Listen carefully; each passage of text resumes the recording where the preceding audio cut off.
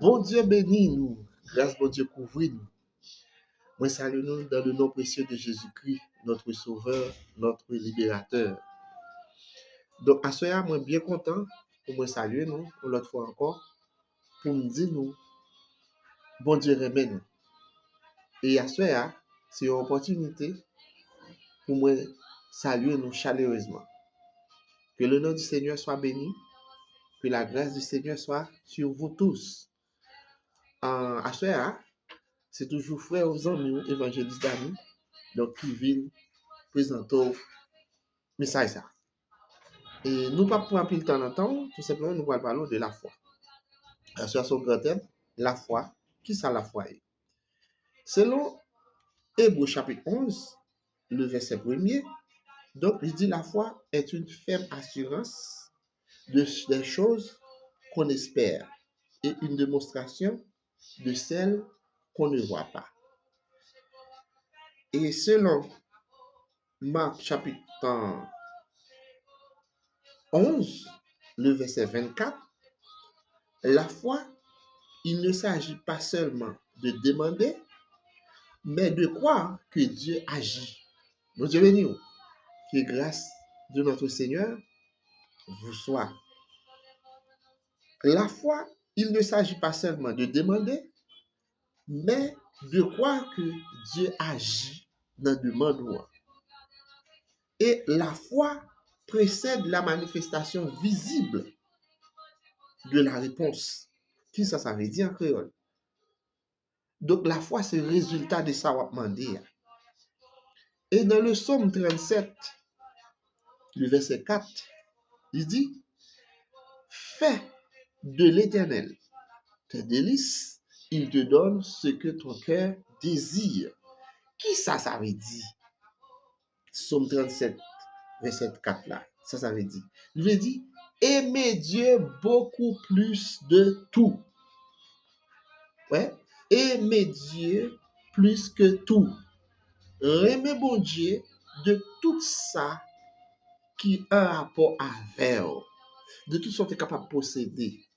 Mettez Dieu au premier plan.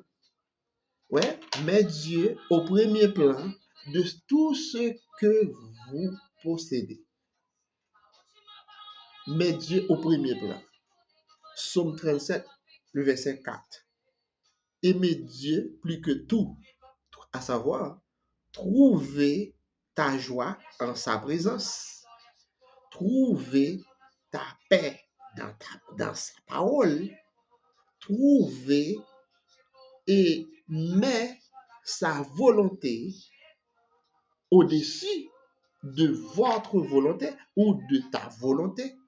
C'est-à-dire, primer la volonté de Dieu sur tout ce que vous possédez, sur tout ce que vous faites. Et également, mettre Dieu au centre de ta vie. Mettre Dieu au centre de ta vie. Psaume 37, le verset 4. Et la foi, c'est quoi?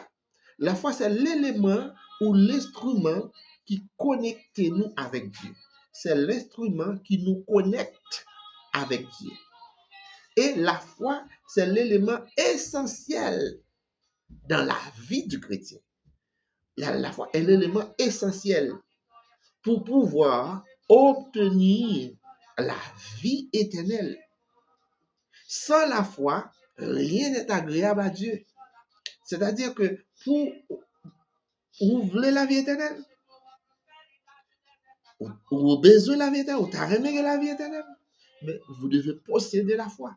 La foi est essentielle pour pouvoir obtenir la vie éternelle, pour pouvoir obtenir le pardon de vos péchés. Donc ça veut dire, la foi c'est l'instrument. C'est l'instrument. La foi c'est l'instrument pour trouver la grâce de Dieu. Éphésiens 2:8. C'est par la grâce que vous êtes sauvés par le moyen de la foi. La foi, c'est le chemin qu'on doit utiliser, qu'on doit passer pour obtenir la grâce. D'après Éphésiens 2:8, c'est par la grâce que vous êtes sauvés par le moyen de la foi.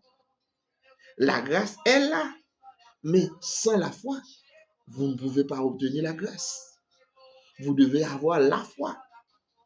C'est la raison pour laquelle Jésus-Christ dit, personne ne peut pas venir sans moi si je ne l'attire pas. Jésus-Christ attire au pas qui ça? Par le Saint-Esprit. Le Saint-Esprit mette qui ça la caillou? Il mette la caillou la foi. Et ici, n'a tout dit, comment naît la foi? La foi est née comment? D'après Romains et chapitre 10, verset 17, à savoir que la foi vient de ce qu'on entend. Et ce qu'on entend vient de la parole de Dieu. C'est comme ça la foi naît. Il dit, comment naît la foi? La foi naît en écoutant la parole de Dieu. Et ce que vous entrez d'écouter, ce que vous aviez écouté, c'est quoi? C'est la parole de Dieu. Et à travers la parole que vous écoutiez, eh bien, il y a quelque chose, qui est plus fort que vous, qui est né à l'intérieur de vous. Donc, cette chose-là s'appelle la foi. Eh bien, ici, on s'arrête la vidéo. Et c'est très court, hein? À la prochaine. À la prochaine. Partagez, likez et subscribe. Que Dieu vous bénisse. Que Dieu vous protège. Que cette parole-là tombe dans de bonnes terres. Que le Saint-Esprit lui-même sème ta parole. Cette parole doit tomber dans la bonne terre. La bonne terre qui est votre cœur. Que Dieu vous bénisse. À la prochaine.